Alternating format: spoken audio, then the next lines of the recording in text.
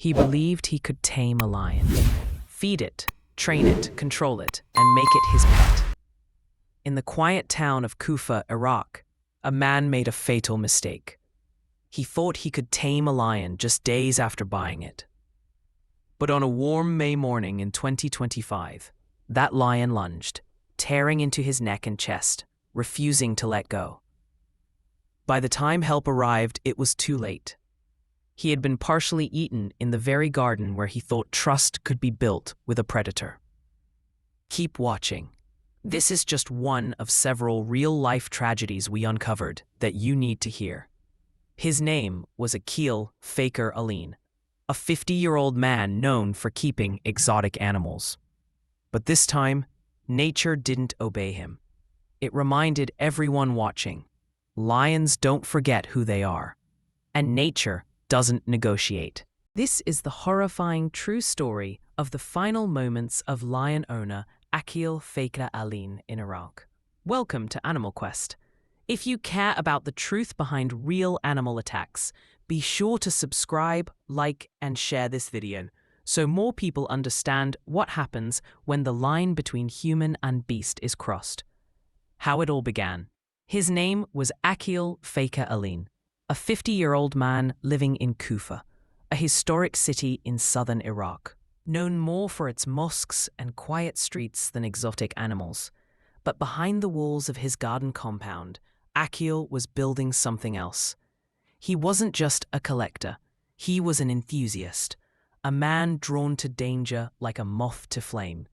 For years, neighbors noticed strange things: a pair of monkeys chattering in a cage, a python slithering across reinforced glass, and once, a hawk tied to a wooden pole staring sharply.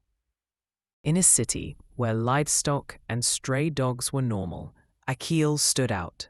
Some said he had money, others said he had connections, but no one doubted his obsession with wild animals. The more untamable, the better. Residents had long whispered about roars echoing from his property late at night.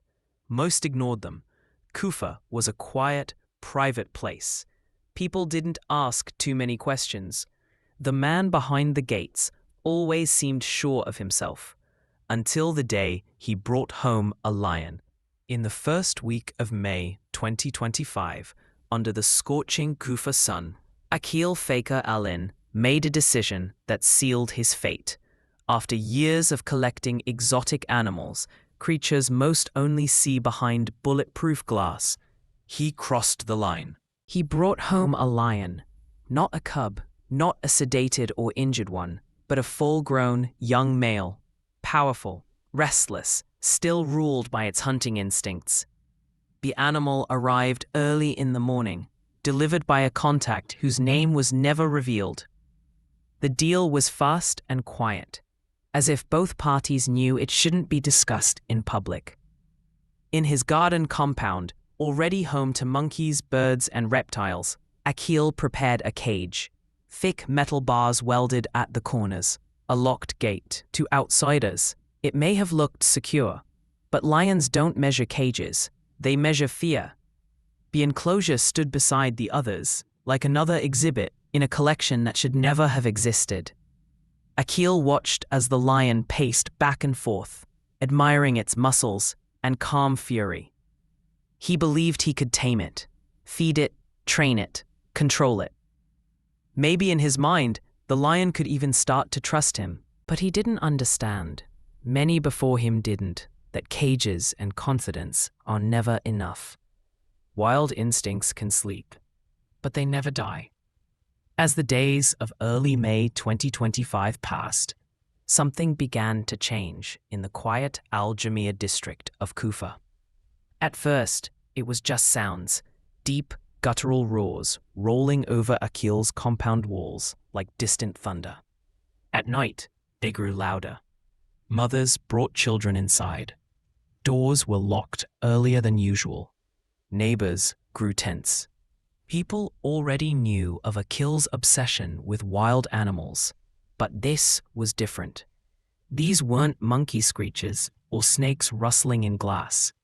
This was the voice of a predator, According to a source who spoke with Algot newspaper, the lion seemed agitated, restlessly pacing the enclosure, its movements sharp and uneasy, as if waiting for a chance to break free.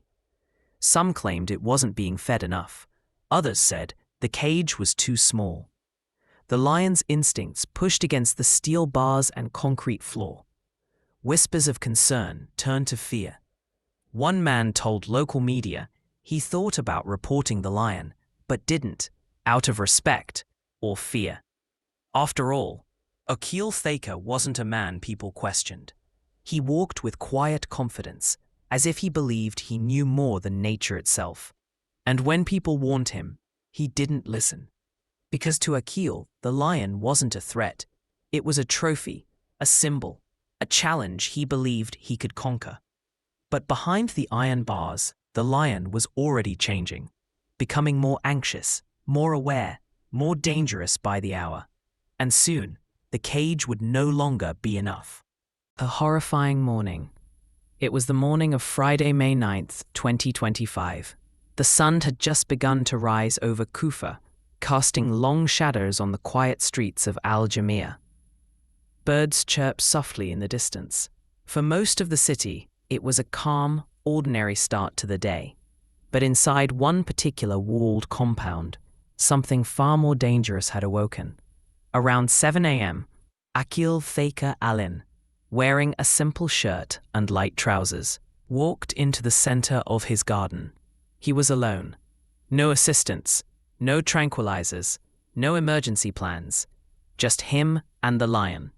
He carried no tools, no barriers. One neighbor later said Aqil believed the lion would respond to dominance, that if he showed no fear, the animal would respect him. It wasn't the first time Aqil had entered the enclosure, but it would be the last. The lion was standing when he approached, its golden fur catching the morning light, its eyes tracking his every move. Maybe Aqil thought the lion was calm. Maybe he believed the imagined bond was real. But lions don't evaluate the past. They evaluate opportunity. And that morning, the cage door opened and the lion seized the moment.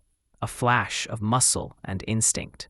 The beast lunged forward with a force that shattered the morning silence. The first bite landed on Aqil's neck, crushing soft tissue and silencing any command he might have tried to give. Then came the claws, tearing into his chest, shoulder, and abdomen, dragging him to the ground. He tried to scream, a hoarse, desperate cry echoed off the walls of the compound, loud enough that neighbors later said they thought someone was being murdered. And they weren't far from the truth. The lion didn't hesitate. He pinned Aqil under his full weight, his teeth crunching through bone, ripping apart the man who just moments ago stood above him with the confidence of a tamer. But Aqil was no longer in control. He was prey.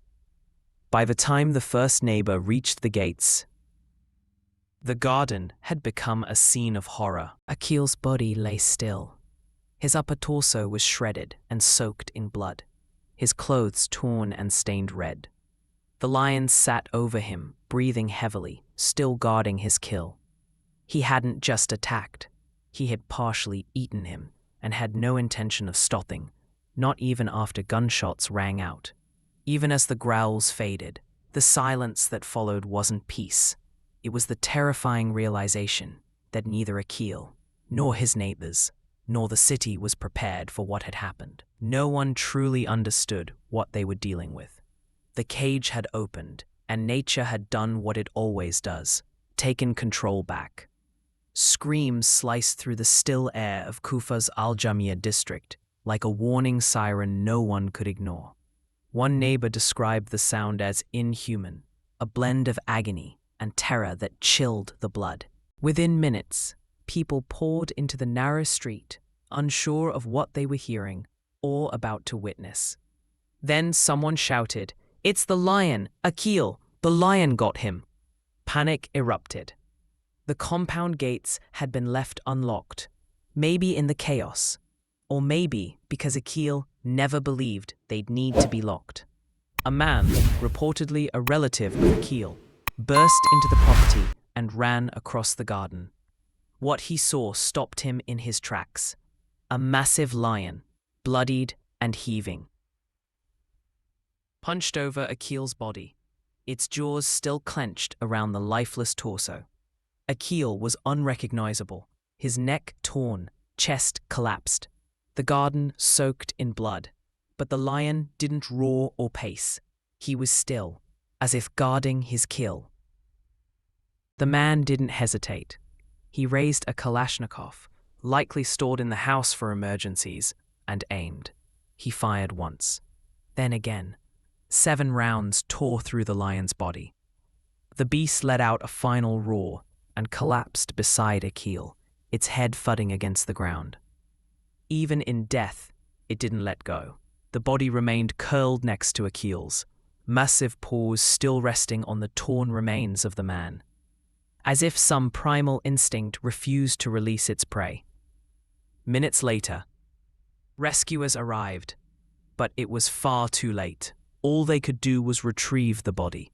Aqil's remains were placed in a body bag and transported to Al-Sadr Medical City in Najaf, where staff could hardly believe what they saw. There, lying in a pool of blood, surrounded by bent cages and shattered silence, was a lion, lifeless, yet still a symbol of everything Aqil thought he could control, but couldn't. In the hospital morgue, doctors confirmed what everyone feared. Aqil had suffered catastrophic injuries to his neck and chest. His body had been partially consumed. The lion hadn't just killed him, it had fed on him. This shocking fact was discussed for days in the news and homes across the country. Local law enforcement immediately launched an investigation, not just into the attack, but into how such a creature ended up in a residential garden. Where did the lion come from? Who sold it? Was it registered, tracked, monitored? The first answers were as disturbing as the attack itself. Aqil had obtained the lion through unofficial channels, likely bypassing legal permits and animal welfare regulations. There were no safety measures, no veterinary oversight, just a cage and the dangerous illusion of control. A personal tragedy had quickly become a national wake-up call. One investigator, speaking anonymously to local media, said, "This wasn't an accident. It was a disaster waiting to happen." In the days that followed, the Iraqi public demanded answers. How did this man, in a quiet Kufa neighborhood, gain access to an adult lion? Why weren't there inspections, accountability? And how many more like him were hiding wild predators behind garden walls? Because Aqil's death stopped being the story of one man and one lion. It became a mirror, reflecting a system that had looked away for far too long. And for the first time, no one could look away. The blood in Al-Jamaya's garden hadn't yet dried when the first video surfaced online. A shaky phone recording from a neighbor showed a blurred image of the lion's lifeless body sprawled on the ground, surrounded by a pool of blood, bent enclosures, and the outlines of other cages. The video hit the internet before authorities could contain the scene, and from that moment, there was no turning back. Within hours, Twitter, Facebook, and TikTok flooded with reposts. Some in shock, others in outrage. Many couldn't believe what they were seeing. Why was a fully grown lion being kept in someone's backyard? This was a tragedy on both sides. The lion paid the price for human arrogance. Hashtags began to trend. Hashtag justice for the lion, ban exotic pets, Aqil Fakher Alin. Then came the global backlash, not just from Iraq, but around the world. Animal rights organizations condemned the incident, calling it a textbook case of human recklessness leading to a preventable death. Others pointed fingers at the government. Why were there no inspections? How did a man with a known history of keeping wild animals get a lion without oversight, without regulation, without consequences? Some tried to defend Aqil, claiming he had always loved animals and wasn't a monster. But the vast majority asked a more important question. How many other Aqils are out there? Debates erupted in cafes, classrooms, and newsrooms.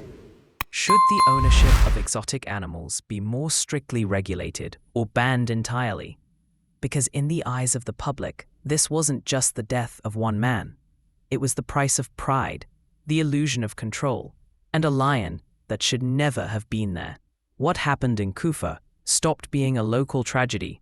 It became a global reckoning. In the days after Aqil Fakher's death, as the video continued to spread across the world, experts began to speak out. Wildlife specialists, zoologists, conservationists. Many had been warning about this for years, and finally, the world was listening. In interviews with Shafak News and Rudar, they made it clear. Lions are apex predators, not companions. You cannot tame something that evolved to kill. They described lions as creatures designed by nature for one thing: survival through dominance, power, and aggression. No amount of affection, repetition, or familiarity can erase what is written in their blood. And, they added, this was far from the first time tragedy followed human arrogance. They cited a 2020 incident in South Africa where a private owner was killed while feeding his lions in captivity. A 2018 case in the Czech Republic where a man who raised a lion from birth was mauled to death in his own yard. And earlier cases in the United States where exotic pet owners were fatally attacked by tigers, lions, and other big cats, kept in enclosures far too small to contain their instincts. In every story, the same pattern repeated. A human, confident they could bond with a wild creature, and a predator that doesn't understand affection, only dominance and survival. Aqil's death, experts warned, was not an accident, it was inevitable. From the moment he opened that cage door, a countdown had begun. As one expert put it bluntly, it wasn't an accident, it was a ticking time bomb, and eventually it exploded. And tragically, Aqil wasn't the only one caught in the blast. What happened in Kufa was horrifying, but not unique. Just weeks earlier, in a rural area outside Nairobi, Kenya, a 14-year-old girl was asleep in her family's modest home when a lion escaped from Nairobi National Park. It jumped the fence, crept through a residential compound, and dragged her outside. By the time anyone reacted, her body was found, shredded and lifeless in thick underbrush. She had no weapon, no warning, no chance. Her life was taken in seconds, not in the wild, but at home. Half a world away in India, another tragedy unfolded.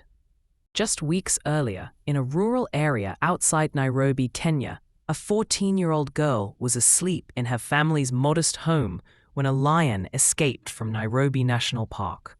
It jumped the fence, crept through a residential compound, and dragged her outside.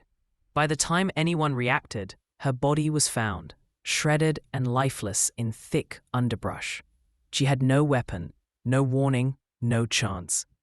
Her life was taken in seconds, not in the wild, but at home. Half a world away in India, another tragedy unfolded. An experienced 53-year-old zookeeper entered a lion enclosure without backup. He'd done it many times. But that day, he made two fatal mistakes. He forgot to close the gate and went in alone. What followed was brutal and immediate. The lion, unprovoked and unstoppable, attacked. By the time his colleagues reached him, he was beyond help. Like Aqil, humanity had underestimated the one thing it can't control: instinct. These stories, scattered across continents and cultures, form a haunting pattern that's hard to ignore. A pattern of people crossing lines that were never meant to be crossed, owning exotic pets, overestimating captive conditions, and clinging to a fatal belief that nature can be dominated, or worse, taken for granted. And when that belief collapses, the failure is violent. The lesson isn't hidden. It roars with blood and silence, again and again.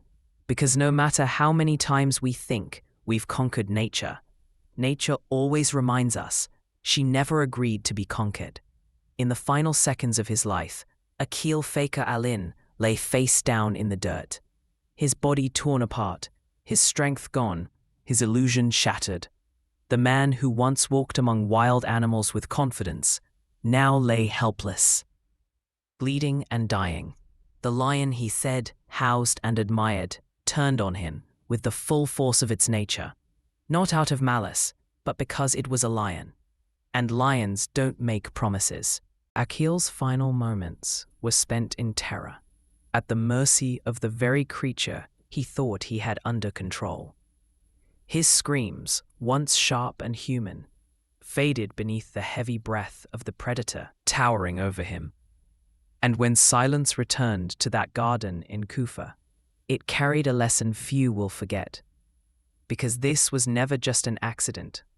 It was the inevitable price of ignoring the laws of nature. The cost of pride.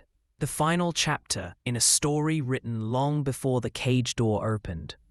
This wasn't just a tragedy, it was a warning, written in blood, and sent to a world that keeps forgetting. The wild is not meant to be owned, and the wild never forgets what it is. When the dust settled over the garden of Aqil Fakher, the cage now stood empty. No roar, no movement, only silence, and the memory of something that never should have happened. Should exotic pets like lions be completely banned? Let us know your thoughts in the comments. If this story made you think, like, subscribe, and share to hear more real stories of tragic encounters with wild animals, because every view and every voice brings us closer to understanding the true cost of taming the untamable. Thank you for watching. Stay tuned for more.